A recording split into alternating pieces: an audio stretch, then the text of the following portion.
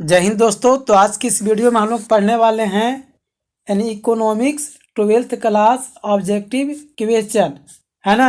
यह part A में है, प्रारंभिक व्यष्टि अर्थशास्त्र। ठीक है, इसका इस वीडियो को पार्ट 1 हम लोग पढ़ रहे हैं और पार्ट 2 भी वीडियो बनेगा, है ना। क्योंकि ज़्यादा क्वेश्चन हो जाता है तो बहुत दिक्कत होता है, इसलिए थोड़ा थोड़ा करके हम लोग क्वेश्चन पढ़ेंगे। और चैप्टर 1 जो है ना बाबू, यानी इकोनॉमिक्स का, जैसे 2 इसमें हो गया, प्रारंभिक व्यष्टि अर्थशास्त्र, और पार्ट ए है, एक और है ना।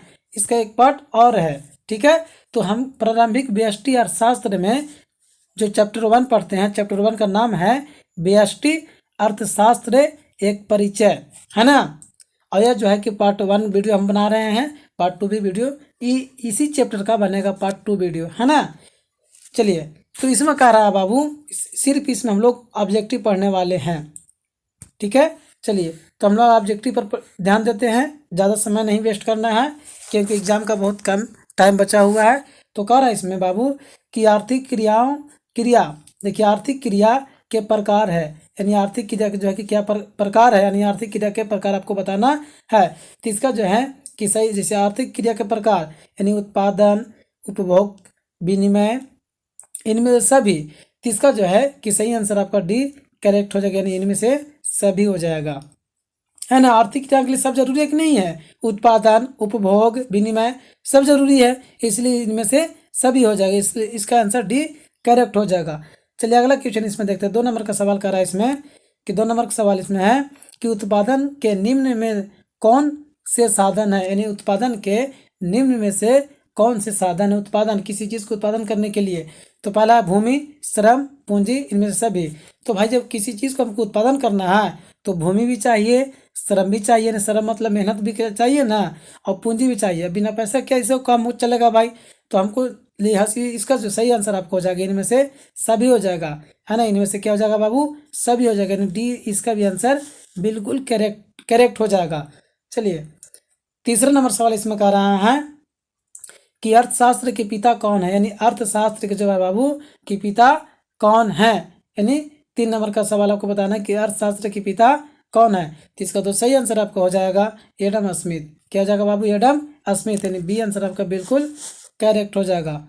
चलिए अगला क्वेश्चन की ओर चलते हैं हम लोग। कह रहा है इसमें कि व्यष्टि अर्थशास्त्र में शामिल होती है, यानी व्यष्टि जो है बाबू कि अर्थशास्त्र में शामिल होते हैं, ठीक है। तो इसका जो है यानी इसका सही आंसर आपका हो जाएगा, यानी 4 नंबर का जो है बाबू कि सही आंसर, जैसे छोटे छोटे 4 व्यक्तिगत इकाई, व्यक्तिगत मूल्य निर्धारण, इनमें सभी। तो इसका जो एक सही आंसर आपको हो जाएगा इनमें से सभी, यानी डी आंसर आपका बिल्कुल ही करेक्ट हो जाएगा, डी आंसर आपका बिल्कुल करेक्ट हो जाएगा। चलिए 5वां नंबर सवाल देखते हैं इसमें। 5वां नंबर सवाल कह रहा है, देखिए इसमें जो है बाबू कि सभी, यानी आर्ट्स का और साइंस का सभी चैप्टर का जो है कि ऑब्जेक्टिव और सब्जेक्टिव दोनों प्रकार के क्वेश्चन बनेगा, है ना। तो आप लोग इस, अगर नए चैनल पर आए होंगे तो चैनल को कृपया करके सब्सक्राइब कर दीजिएगा, लाइक कर दीजिएगा, है ना। और अपने दोस्तों के पास शेयर भी कर दीजिएगा। अगर आपका कोई भाई बहन अगर 10वां क्लास में पढ़ते होंगे तो इसका भी चैनल इसमें दिया हुआ, उस पर जाकर के आप देख सकते हैं, पढ़ सकते हैं। देखिए इसमें कह रहा है 5 नंबर सवाल कि अर्थशास्त्र चयन का तर्कशास्त्र है, किसने कहा, है ना, किसने कहा। तो इसमें 4 ऑप्शन दिया हुआ है आपका, एक ऊपर था देखिए, इसका हिक्स है, फिर 4 ऑप्शन दिया हुआ है, 3 ऑप्शन नीचे दिया हुआ है, केन्स है, रॉबिन्स है, मार्शल है, यानी ऐसा बात कौन बोले थे, है ना। यह जो है कि 5 नंबर का आपका सवाल है। तो इसका जो है कि सही आंसर आपका हो जाएगा बाबू, यानी रॉबिन्स। क्या हो जाएगा बाबू, सी आंसर आपका बिल्कुल करेक्ट हो जाएगा। चलिए अगला क्वेश्चन की ओर हम लोग चलते हैं। अगला क्वेश्चन कह रहा है इसमें कि किसने कहा अर्थशास्त्र धन का विज्ञान है, यानी किसने कहा कि अर्थशास्त्र जो है ना कि धन का विज्ञान है, ठीक है। तो यह जो है बाबू कि एडम स्मिथ बोले थे, एडम स्मिथ, यानी सी आंसर आपका बिल्कुल ही करेक्ट हो जाएगा। चलिए अगला क्वेश्चन की ओर चलते हैं। कह रहा है इसमें कि सबसे पहले माइक्रो शब्द का प्रयोग किसने किया था, यानी सबसे पहले जो बाबू कि माइक्रो शब्द का प्रयोग जो है कि किसने किया था, है ना। इसका जो है कि सही आंसर आपको हो जाएगा रैगनर फ्रिस, यानी सी आंसर आपका बिल्कुल ही करेक्ट हो जाएगा। चलिए अगला क्वेश्चन की ओर चलते हैं। कह रहा है इसमें कि आर्थिक क्रियाओं के निम्न में कौन से प्रकार है, यानी आर्थिक क्रियाओं के निम्न में कौन से प्रकार है नहीं। तो 8 नंबर के सवाल का जब आपको बताना है तो इसका जो है कि सही आंसर आपका हो जाएगा, जैसे कह रहा उत्पादन, उपभोग, विनिमय एवं निवेश, इनमें से सभी। तो इसका जो है कि आंसर सही हो जाएगा, इनमें से सभी हो जाएगा, यानी इनमें से हो जाएगा सभी, यानी डी आंसर आपका बिल्कुल करेक्ट हो जाएगा। चलिए अगला क्वेश्चन की ओर चलते हैं। 9 नंबर सवाल इसमें कह रहा है, देखिए कि अर्थशास्त्र की कल्याण संबंधी परिभाषा के जन्मदाता थे, यानी कौन जन्मदाता थे। ठीक है, तो इसका जो है कि सही आंसर आपका 9 नंबर के सवाल का आंसर हो जाएगा मार्शल। क्या हो जाएगा बाबू, मार्शल, यानी ए आंसर आपका बिल्कुल ही करेक्ट हो जाएगा। चलिए अगला क्वेश्चन देखिए, इसमें अगला कह रहा 10 नंबर का सवाल इसमें कह रहा है, देखिए अर्थशास्त्र मानव कल्याण का विज्ञान है, यह कथन किसका है। यानी अर्थशास्त्र जो है बाबू कि मानव कल्याण का विज्ञान है, यह कथन किसका है ना, यानी कौन ऐसा जो है कि बात कहे थे। तो इसका जो सही आंसर आपको जो हो जाएगा, यानी ये आंसर आपको बिल्कुल करेक्ट, रॉबिन्स हो जाएगा, रॉबिन्स, यानी ये आंसर आपको बिल्कुल करेक्ट हो जाएगा। चलिए अगला देखिए कि अगला क्वेश्चन को चलते हैं। कह रहा है इसमें कि अर्थव्यवस्था की समस्या निम्नलिखित में कौन है, यानी अर्थव्यवस्था की समस्या निम्नलिखित में कौन है नहीं, जैसे आर्थिक विकास, साधनों का आवंटन, साधनों का कुशलता प्रयोग, इनमें सभी।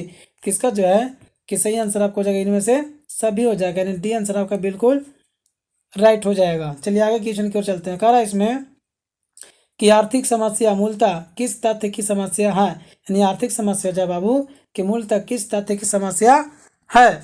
जब जिससे कह रहा है इसमें कि चुनाव की, फर्म चयन की और उपभोक्ता चयन की, इनमें से कोई नहीं।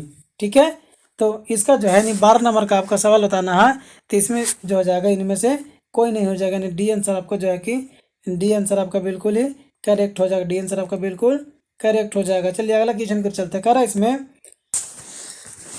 13 नंबर का सवाल इसमें कह रहा है कि अर्थव्यवस्था को वर्गीकृत किया जा सकता है, यानी अर्थव्यवस्था जो है ना कि वर्गीकृत किया जा सकता है। 13 नंबर का सवाल है। ठीक है, तो इसका जो है कि इसका सही आंसर आपका हो जाएगा, इनमें से सभी हो जाएगा, यानी डी आंसर आपका बिल्कुल करेक्ट हो जाएगा। चलिए अगला क्वेश्चन को चलते हैं। कह रहा है इसमें 14 नंबर का सवाल इसमें है कि अर्थव्यवस्था केंद्रीय समस्या निम्न में कौन है, यानी अर्थव्यवस्था की केंद्रीय समस्या निम्न में कौन है। 14 नंबर का सवाल इसमें है, इसका जो है कि इसका भी सही आंसर आपको हो जाएगा, इनमें से सभी हो जाएगा, यानी डी आंसर आपका बिल्कुल करेक्ट हो जाएगा। चलिए अगला क्वेश्चन की ओर चलते कर इसमें 15 नंबर का सवाल इसमें है कि निम्न में किस अर्थव्यवस्था में निजी क्षेत्र एवं सार्वजनिक क्षेत्र का सह अस्तित्व होता है, यानी सह अस्तित्व होता है। 15 नंबर सवाल इसमें कर रहा है, तो इसका जो है कि सही आंसर आपको हो जाएगा मिश्रित अर्थव्यवस्था। क्या जाएगा बाबू, मिश्रित अर्थव्यवस्था, यानी ये आंसर आपका बिल्कुल ही करेक्ट हो जाएगा। चलिए अगला क्वेश्चन की ओर चलते हैं। कह रहा है कि उत्पादन वक्र का ढाल गिरता है, यानी उत्पादन जो है ना बाबू वक्र का ढाल गिरता है। 16 नंबर का सवाल इसमें है, तो इसका जो है कि सही आंसर आपको हो जाएगा ऊपर से नीचे, ऊपर से नीचे, यानी सी आंसर आपका बिल्कुल ही करेक्ट हो जाएगा। चलिए अगला क्वेश्चन को चलते हैं। कह रहा है इसमें 17 नंबर का सवाल है कि उत्पादन संभावना वक्र है ना, तो इसका जो है 17 नंबर का सवाल आपका सही आंसर हो जाएगा अच्छे मूल बिंदु की ओर नतोदर होती है ना, आज जो है कि मूल बिंदु की ओर जो है नतोदर होती है। ठीक है, यानी इसका जो आंसर आपका बिल्कुल एक करेक्ट हो जाएगा। चलिए अगला क्वेश्चन की ओर चलते हैं हम लोग। 18 नंबर का सवाल इसमें कर रहा है बाबू कि उस वक्र का नाम बताइए जो आर्थिक समस्या दर्शाता है, यानी उस वक्र का हमको नाम बताइए जो आर्थिक समस्या को दर्शाता है ना, तो इसका जो हो जाएगा सही आंसर आपको हो जाएगा उत्पादन संभावना वक्र, यानी उत्पादन संभावना वक्र हो जाएगा, यानी बी आंसर आपका बिल्कुल ही करेक्ट हो जाएगा। चलिए अगला क्वेश्चन की ओर चलता कर रहा है इसमें कि एक समाजवादी अर्थव्यवस्था का मुख्य उद्देश्य क्या होता है, यानी एक समाजवादी अर्थव्यवस्था का मुख्य उद्देश्य क्या होता है। ठीक है, तो इसका जो है 19 नंबर का सवाल हो जाएगा अधिकतम लोक कल्याण, यानी डी आंसर आपका बिल्कुल ही करेक्ट हो जाएगा। चलिए अगला क्वेश्चन देखिए, इसमें कह रहा 20 नंबर का सवाल इसमें कह रहा है कि आर्थिक समस्या क्या है, यानी आर्थिक समस्या क्या है।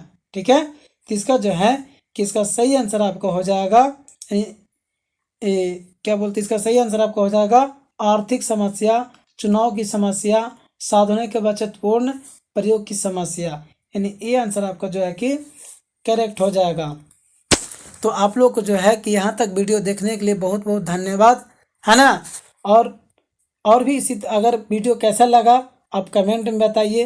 अगर अच्छा लगता है वीडियो आपको तो लाइक कीजिए, क्योंकि वीडियो बनाने में बहुत मेहनत लगता है, और लाइक जब मिलता है तो कम से कम हौसला बुलंद होता है ना।